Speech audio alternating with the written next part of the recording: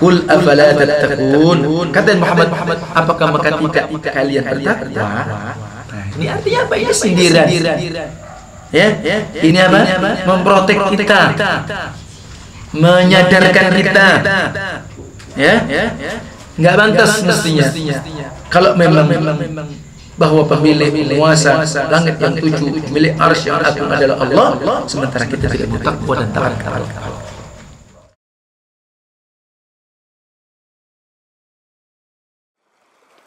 بسم الله الرحمن الرحيم قل هو الله أحد الله الصمد لم يلد ولم يولد ولم يكن له كفوا أحد بسم الله الرحمن الرحيم. السلام عليكم ورحمة الله وبركاته. إن الحمد لله نحمده ونستعينه ونستغفره ونعوذ بالله من شرور أنفسنا وسيئات أعمالنا. من يهده الله فلا مضل له ومن يضلل فلا هادي له. وأشهد أن لا إله إلا الله وحده لا شريك له إقرارا به وتوحيدا. وأشهد أن محمدا عبده ورسوله صلى الله عليه وعلى آله وأصحابه وسلم تسليما كثيرا. يا أيها الذين آمنوا اتقوا الله حق تقاته ولا تموتن إلا وأنتم مسلمون.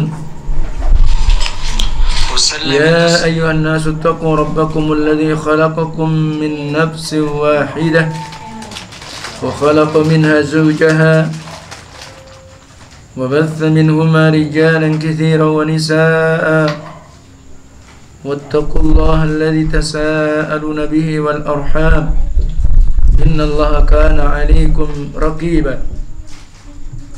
يا أيها الذين آمنوا اتقوا الله وقولوا قولا سديدا يصلح لكم أعمالكم ويغفر لكم ذنوبكم ومن يطع الله ورسوله فقد فاز فوزا عظيما. ثم أما بعد فإن أحسن الكلام كلام الله وخير الهدى هدى النبي صلى الله عليه وعلى آله وسلم وشر الأمور محدثاتها فإن كل محدثة بدعة وكل بدعة ضلالة وكل ضلالة في النار.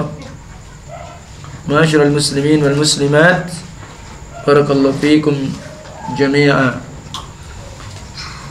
Kita memuji dan menyanjung kepada Allah sebagai bentuk ungkapan syukur terima kasih kita kepada Allah karena Allah telah menganugerahkan kepada kita berbagai macam nikmat-nikmatnya, sehingga begitu banyak nikmat Allah yang sudah kita dapatkan, kita tidak akan mungkin sanggup untuk menghitungnya. Maka agar nikmat Allah itu tetap terjaga, bahkan agar nikmat Allah itu memberikan kemanfaatan, agar nikmat Allah itu bertambah, maka hanya dengan syukur kepada Allah Azza wa Jalla, hanya dengan bersyukur. Maka syukur kita kepada Allah atas nikmat-nikmatnya, maka hendaklah kita manfaatkan, kita gunakan dengan kita semakin memperbaiki hubungan kita dengan Allah. Tidak ada lain hubungan kita baik dengan Allah, kita mengenal Allah. Sehingga barakallahu fiikum, itulah kita mengenal yakni tentang tauhid dan macam-macam tauhid.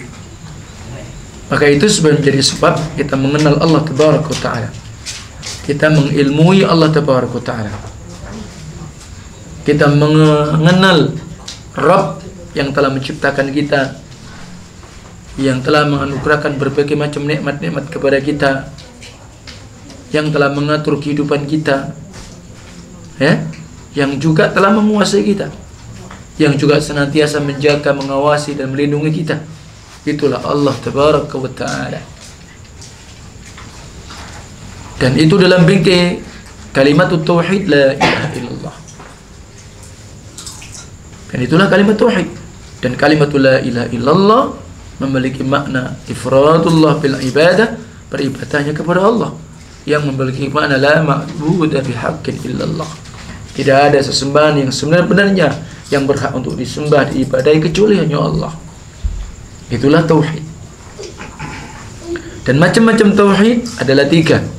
Sebagaimana yang sudah kita bacakan, kita jelaskan pada pertemuan yang sebelumnya. Dan ketika menyebutkan tentang macam-macam tauhid, dan macam tauhid ada 3, maka itu bukan karena sebuah pendapat berdasarkan ra'yu, pikiran, akal, atau juga karena istilah. Akan tetapi ditekankan dan dijelaskan di dalam Al-Quran dan Sunnah Rasul Sallallahu Alaihi Wasallam. Tauhid, macam tauhid yang pertama adalah tauhid ar-rububiyah. Artinya apa? Kita mengimani, mengenali tentang perbuatan Allah, bahwa Allah lah satu-satunya zat yang menciptakan, zat yang telah mengatur, zat yang telah menguasai semua yang ada. Kemudian tentang tauhid yang kedua adalah tauhid al-uluhiyah. Kita mengimani tentang kewajiban perbuatan hamba beribadahnya kepada Allah. Itulah hakikat makna la ilaha illallah. Hakikat makna la ilaha illallah, hakikatnya tauhid uluhiyah itu. Ya, itu hakikatnya. Dan kemudian tauhid al-asma was sifat. Ternyata secara sederhana kita ingin bacakan berbicara tentang tauhid asma wa sifat.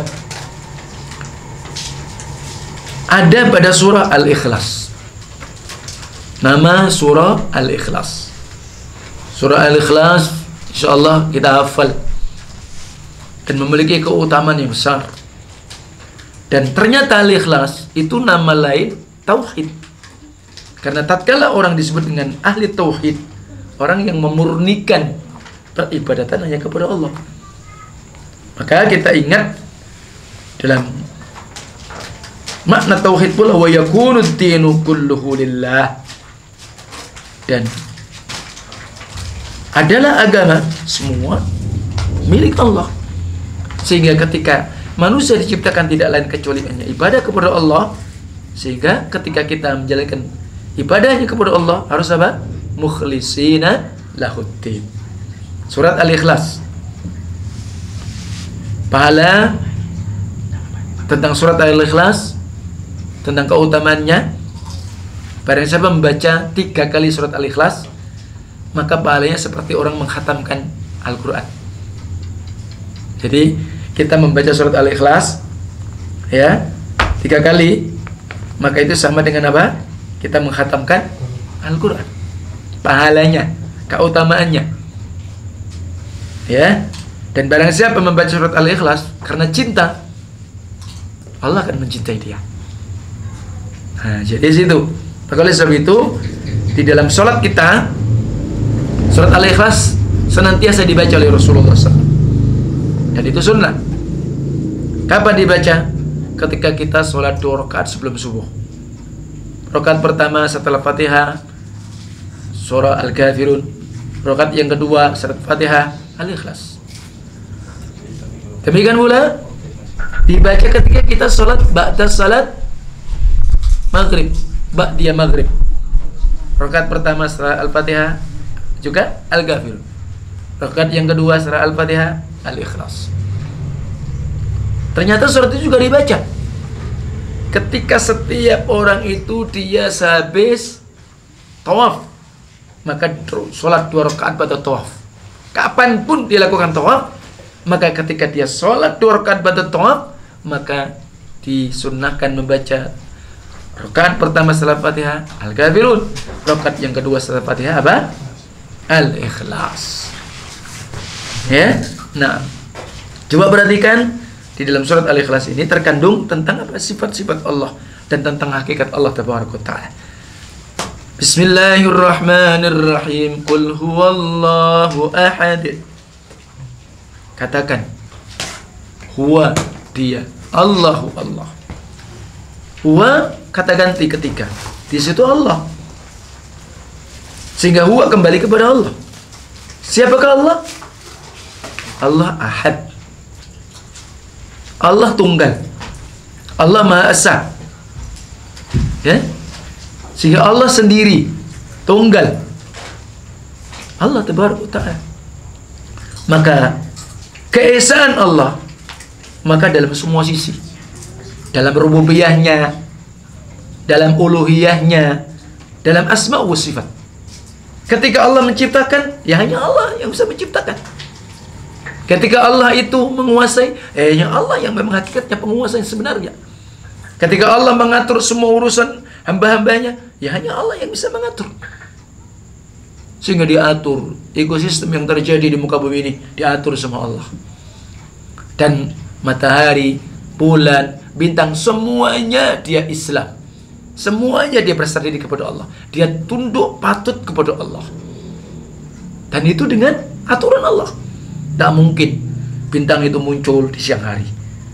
Tak mungkin yang namanya bulan itu kemudian muncul terang di siang hari. Nah, matahari sebagaimana apa yang kita ketahui.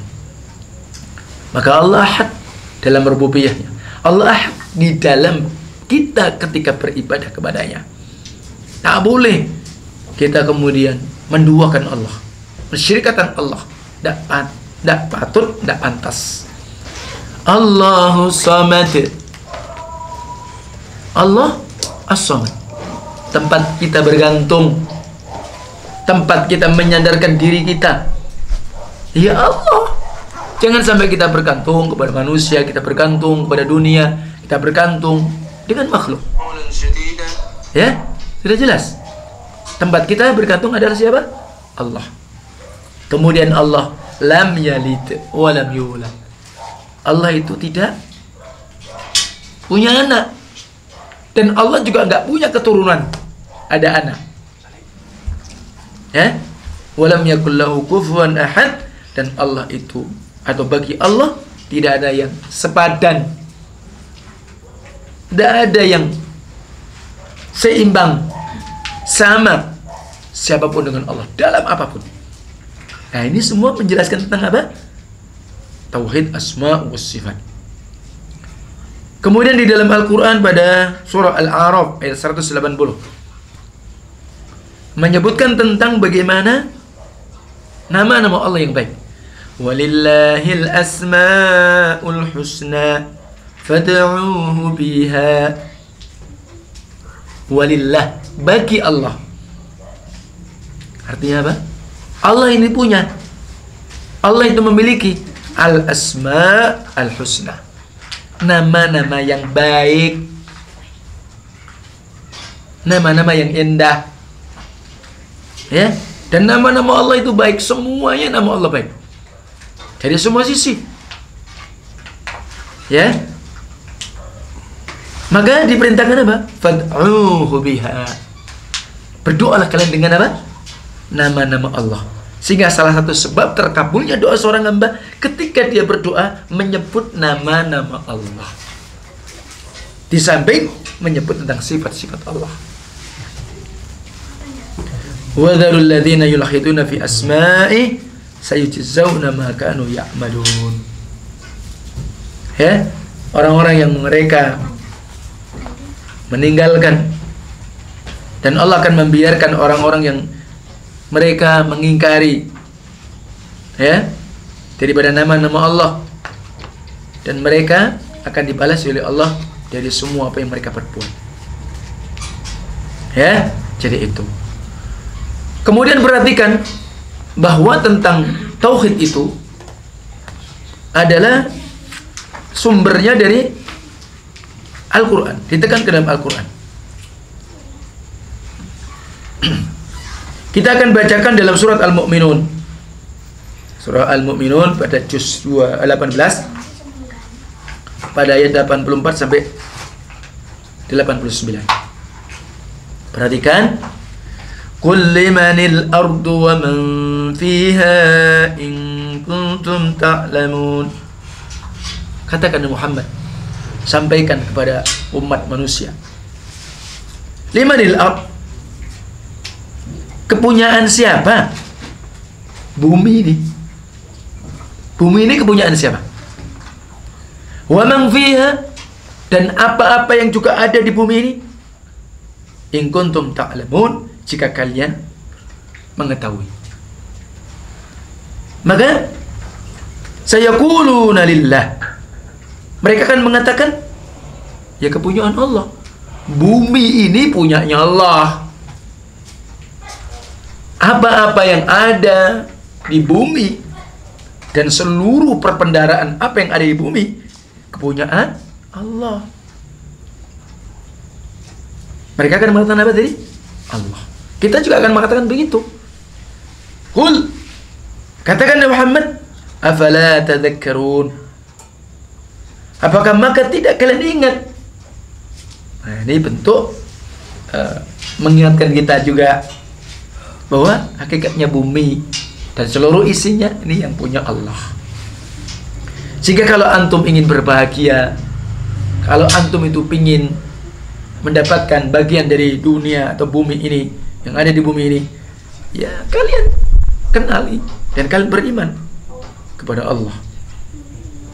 Kemudian qul man rabbus samawati sab'i wa rabbul arsyil azim, katakan Muhammad, dan siapa Rabbnya, berarti pemilik, penguasa, pengatur, ya, yang ada di langit. Langit yang 7, langit ini 7 loh.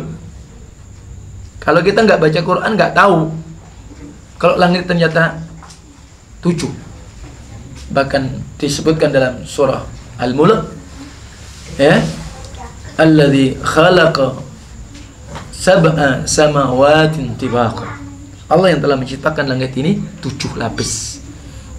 Adapun langit yang kita ketahui, langit dunia ini yang kita lihat, yang kita nggak tahu jaraknya berapa, ya, triliun kilometer, wallahu alam, itu baru langit 1, langit pertama.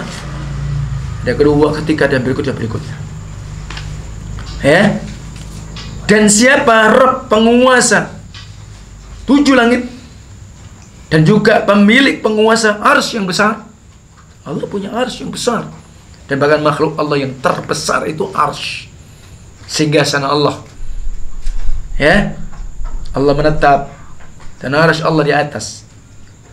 Maka sayaquluna lillah, mereka akan mengatakan Allah. Qul afala tattaqun, kata Muhammad, apakah maka tidak kalian bertakwa? Nah, ini artinya apa? Ini sindiran. Ya, ini apa? Memprotek kita, menyadarkan kita. Ya, nggak pantas mestinya kalau memang bahwa pemilik, penguasa langit yang 7, pemilik arsy yang agung adalah Allah, sementara kita tidak mau takwa dan taat kepada Allah. Kemudian kul man biyadihi malakutu kulli syai'in wa huwa yujiru wa la yujaru alaih in kuntum ta'lamun sayaquluna lillah qul fa anna tusharun. Katakan, dan siapakah yang di tangannya, yang di genggamannya malakutu kulli syai', kekuasaan semuanya ini.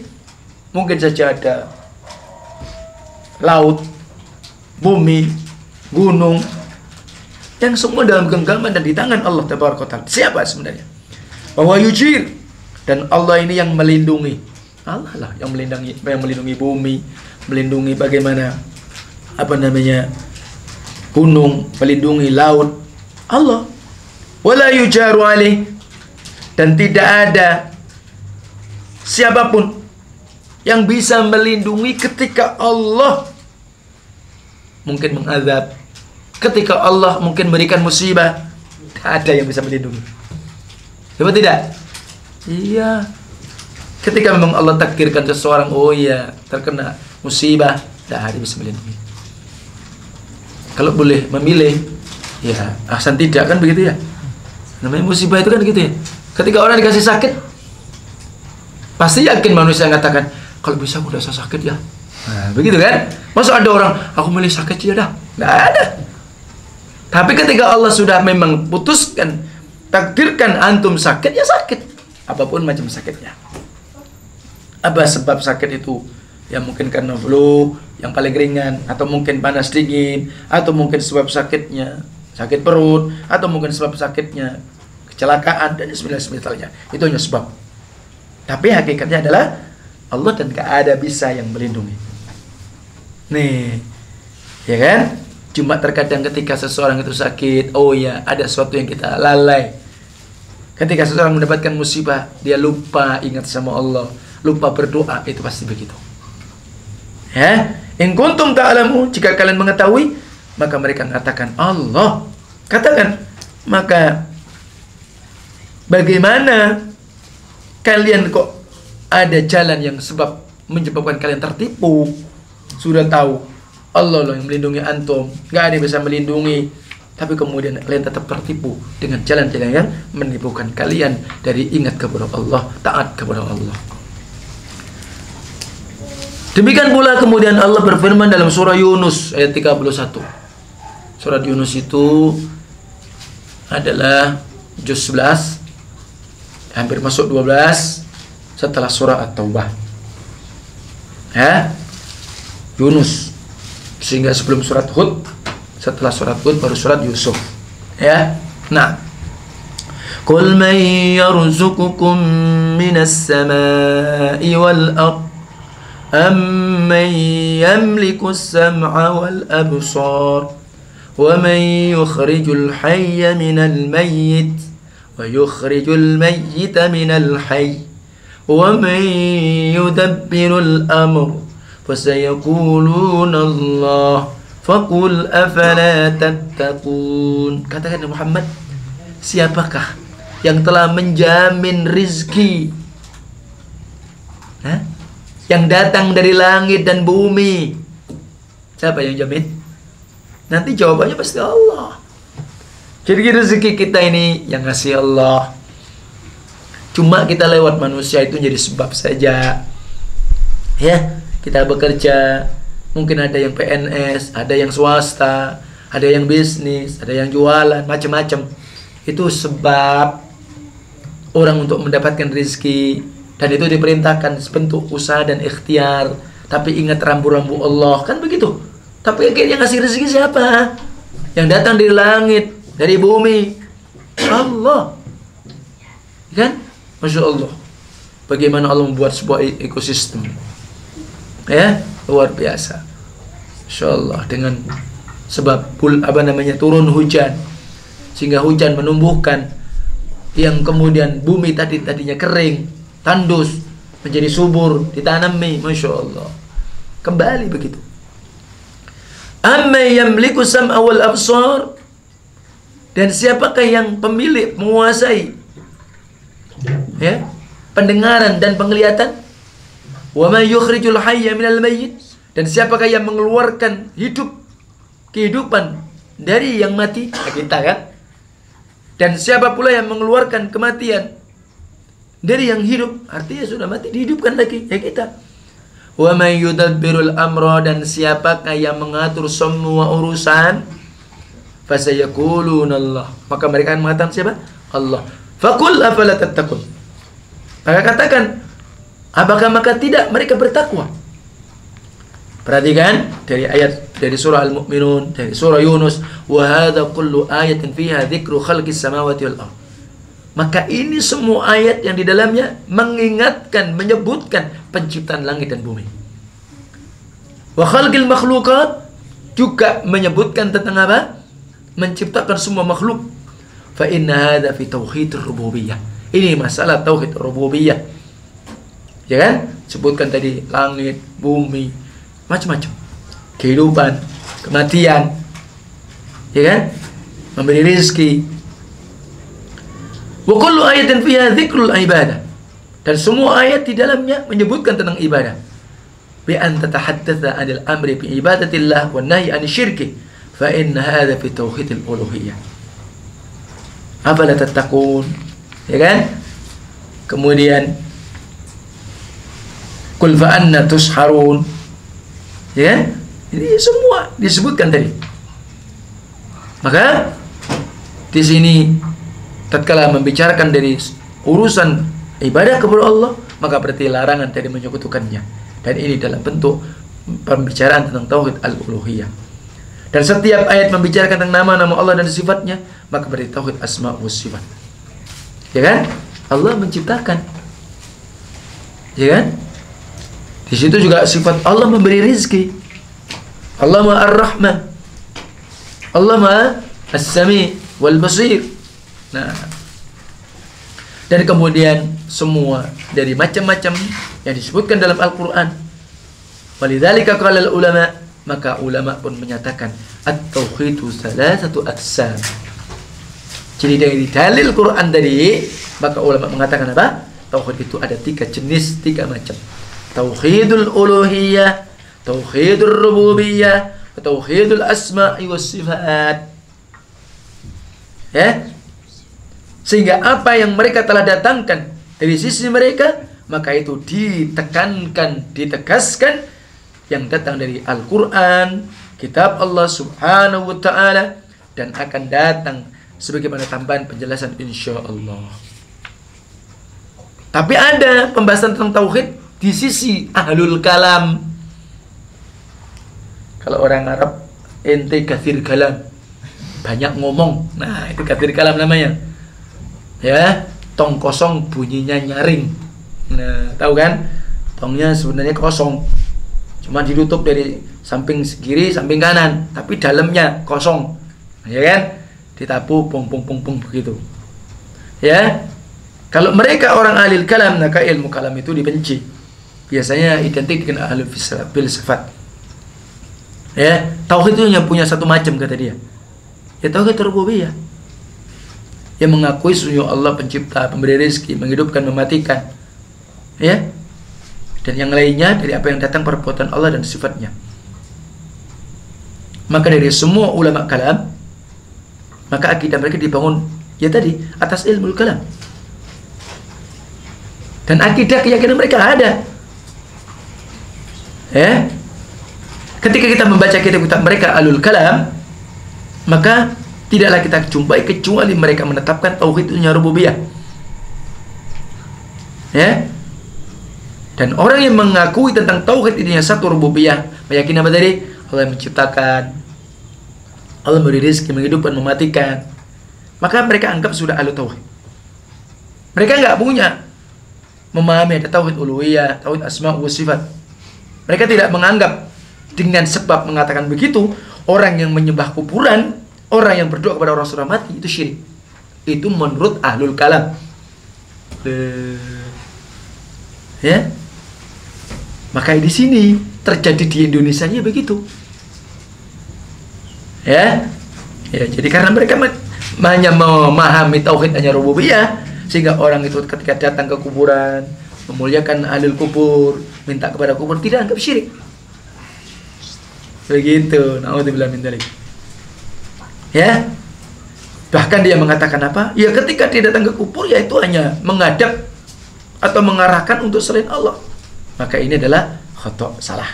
Hadza syirk. Sebagian mereka juga mengatakan berdoa kepada orang sudah mati, minta bantuan kepada ahli kubur, bukan musyrik. Karena apa? Mereka tidak meyakini bahwa orang sudah mati yang diibadahi itu bisa menciptakan, bisa memberi rezeki, kan begitu, bisa mengatur. Nah, jadi seperti itu. Maka ini aja dijadikan wasilah dan yang lainnya. Maka wajar kalau di Indonesia kita tumbuh, karena memang pahaman seperti itu. Nah, bahkan mereka menggunakan dalil-dalil ayat, ma na'buduhum illa liyuqarribuna ila zulfa. Tidaklah kami mengibadahi mereka. Itu alasannya. Kecuali kami hanya mendekatkan diri kepada Allah supaya semakin dekat. Dianggap sebagai tawasul yang benar. Hanya sebagai sarana aja. Nah, jadi begitu. Inna ibadatal qubur wa ta'alluq bil amwat wal istighatsah bihim laisa bisyirkin. Itu menurut ahli kalam, ulama-ulama kalam. Dan itu dianggap tawasul, meminta bantuan, meminta pertolongan, hanya mengambil perantara kepada Allah. Tidak dianggap itu kecuali kalau dia meyakini bahwa yang dikubur menciptakan, memberi rezeki, mengatur bersama Allah, begitu. Dan itu jelas dalam kitab-kitab mereka.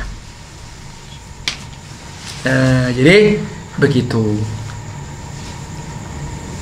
Padahal hadza min babil khata'. Wa haula'i juhal. Waqa'u fi hadzal jahl. Nah, jadi begitu.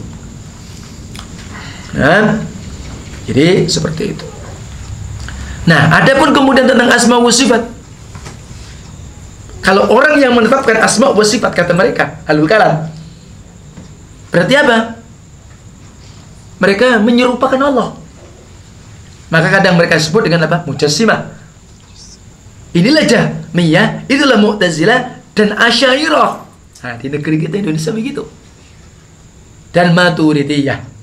Karena mereka memang semuanya menafikan tentang tauhid asma wa sifat. Mereka menyangka membersihkan Allah dari persamaan terhadap makhluk.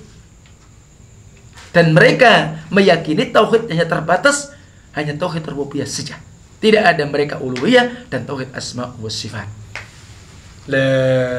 Bisa dipahami kan? Jadi kalau memahami begitu, ya begitulah kondisi kita di negeri kita, ya begitu. Ya, jadi mereka mengingkari, wajar. Tokoh-tokohnya yang membagi tauhid dengan 3 tadi. Ya. Jadi seperti itu. Bahkan mereka pun mengatakan, sebagian mereka yang membagi tauhid itu 3 dianggap memahami sebagaimana Nasara, Trinitas katanya. Oh, ada, bukan tidak ada. Kalau antum buka YouTube-nya orang yang dianggap imam besar, begitu. Tuduhannya kepada apa? Wahabi Salafi. Apa beda dengan Nasrani? Nah, ini disebutkan. Nah, jadi seperti itu. Barakallahu fikum. Ini jelas tidak seperti itu. Kita ini bukan Wahabi Salafi, ini sebuah kelompok, sebuah madhab ke-6 bukan, atau ke-5 bukan. Karena memang itu bukan pendapat ulama, tapi berdasarkan dari apa? Dalil Al-Quran dan Sunnah. Memang begitu kita meyakini tauhid rububiyah, tauhid asma wa sifat, tauhid apa tadi? Uluhiyah. Adapun kalau hanya tauhid diyakini tauhid hanya rububiyah, apa bedanya dengan orang-orang kafir jahiliyah? Ya tidak? Iya. Jadi begitu, waduh, kalau dituduh begitu, waduh, bahaya tambah. Ngamuk dan marah nanti. Tapi ini begitu pemahamannya, bukan bagaimana kita. Nah, jadi begitu ya, memahami tauhid menurut siapa tadi? Ilmul kalam, termasuk tadi yang menafikan tentang tauhid asma wa sifat. Siapa tadi? Jahmiyah.